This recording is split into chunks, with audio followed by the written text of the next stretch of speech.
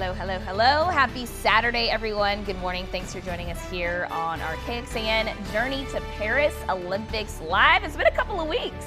Yes, it has. We're on episode 10. Can you believe we've done 10 of these already? Nope. Can't either. I'm Jala Washington. We're having fun with it. We're having so much fun with it.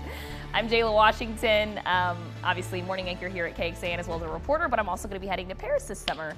Rich is my lovely co-anchor and co-host for this. So I'm your Vanna White. My Vanna White. Are you the Vanna White to my Pat Sajak. I love it. I love it. Or now Ryan Seacrest. Exactly. I cannot believe how close the Olympics are getting. Literally right around the corner. You're leaving July the 21st. Yeah. So we are about 35 days, 34 days out. And I haven't packed a thing. Well, you know what? It won't take you that long. I have not packed a thing. It won't take you that long. You think it won't take me that long? You know me. Well, it'll take you about a day and a half. It'll take me maybe a week. Gosh, I need to get started. I'm sweating just thinking about it. But for those of you who might be new here, or those of you who are just wondering what the point of these live streams are, we like to just talk about all of the stories that we're working on leading up to the Olympic Games. Our Olympics team for our company is made up of 7 people, so we do stories from all across the country. This week, my teammate Alyssa Orange has a Journey to Paris story for us featuring a BMX biker who has a really cool story, so let's take a look. It's just a huge honor to be a part of history. That's such a big moment for our sport, and to be a part of it is something special. As BMX freestyle rider Nick Bruce prepares to qualify for his second Olympic Games in Paris, he's also preparing for another huge honor on the horizon.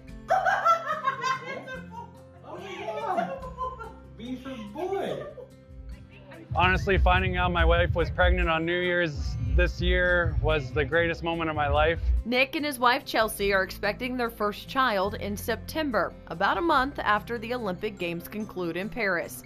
The news of becoming a father has changed everything. I honestly cannot wait to meet my baby boy. It's honestly changed my life already. Just the purpose it's given me. Like, I have so much purpose now. I want to do everything for my baby. He's not even here yet, but we're planning so much, and I just want to do my best to succeed and be able to take care of him. There's a chance Nick can bring back the ultimate welcome gift for his son in the form of an Olympic medal from Paris, but he's also looking even further down the road. I even think about it for the next Olympic cycle going to LA 2028, because he would be 4 by then, and if I could compete in the Olympics in Los Angeles in 2028, I could bring him there, and that's actually a big goal of mine. And with a cool dad who can do things like this,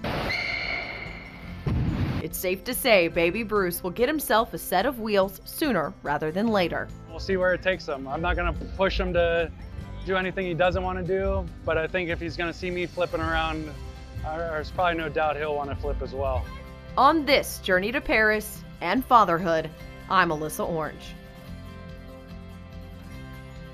What a sweet story. I like the reveal. Yeah, and you know what? My favorite part about connecting with these athletes and getting to feature them leading up to the games is really getting to tell their stories outside of their sport. Right. I mean, you've got this brand new dad who is trying to qualify for the games, but I bet that regardless of what happens, he's going to be happy to just be on this road, but he's got a baby on the way, and so exciting. Hey, exciting time in his life. very exciting. Ooh, a baby and then the Olympics. He's going to come back from the Olympics and he's going to have to change some diapers probably. The beauty of fatherhood, I guess. All right. Speaking of the Journey to Paris and just, athletes qualifying, again, as we just said, the Olympics are right around the corner, but this is crunch time for so many athletes who still are working to qualify. Well, there is another Texan, I'm happy to say, has officially punched his ticket to Paris 2024. There he is right there, and I love how he literally, whenever the boxers qualify, they literally get a ticket for Journey to Paris. I wonder what the QR code was designed to do. I know, I wonder. So Roscoe Hill, he is out of Spring, Texas. What's really cool about him is he literally comes from like boxing royalty. His dad was a boxer.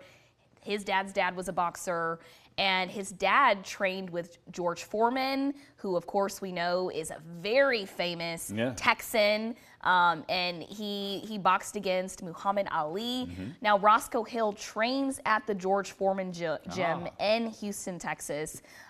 So he's really looking forward to, I think, carrying on that legacy. And he's got a really funny, unique personality, doesn't take himself too seriously, but has been saying since I've been in contact with him since last year that like, yep, I'm going to be in Paris next year. He had no doubt. So yeah, he just qualified in Bangkok, Thailand. That is how he officially qualified his last competition just last weekend. So congratulations to Roscoe Hill. He will be one of the Texans who will be keeping our eyes on. You think you'd take him in the ring? Oh, definitely not. Why not? Rich said he has a trainer now. He's been in the gym. He's looking buff. I think you could take him. I'm trying to qualify to go with you. You're like, I'm trying to qualify to just live my best life here every single day. Yeah, love that. Hey, this was something that we weren't planning on talking about today, but you were just looking it up. And I love how invested Rich gets in like all of the athlete stories that I'm doing. It's just as much your responsibility as it is mine if you ask Rich. So two people who we told you about, UT Track and Field, Akelia Smith and Leo Neugebauer. You've got a couple updates regarding their status. Yeah, this was very impressive. Leo Neugebauer won his second consecutive NCAA decathlon with a record of 89.61. I'm thinking that must be points. Okay, it's the sixth all-time, I think, the sixth all-time score that an athlete could attain in that sport. That's impressive. He is very impressive. And then Akelia Smith won the women's long jump. She defended her title and she jumped 22.3, would that be feet? Yeah. 6.79 meters is what, so I had to do the calculation. Yeah, you're better at the on-the-spot calculations than I am. Google. Google is our friend. We're certainly rooting for them. Leo Neugebauer, he's a German native. He's already qualified. He's going to be competing on behalf of his country. Yes, Germany. Yes, Germany. But Akelia, those are some big numbers for her because she is still trying to officially get that golden ticket to Paris. So we are rooting for both of them. Yes, we are. We love supporting UT Longhorns, and it's excellent to see. They've worked so hard, and it's excellent to see them really getting closer. Yeah. So right around the corner. Thank you for that, Rich. I appreciate it. Okay, so of course we always got to talk about our fun. I love how you're like, all right, put that in my little pocket now. You always have to have a cheat sheet. You never want to get the numbers wrong. Right you here. never want to get the numbers wrong. Shall we talk about some of our weekly headlines? Sure. All right, as we keep saying, the Olympics are right around the corner, so much so that Paris, the Eiffel Tower, they just put up these Olympic rings. Look at how gorgeous they are. They put these up on Friday. Friday marked 50 days, 50 days until the Olympic Games officially begin.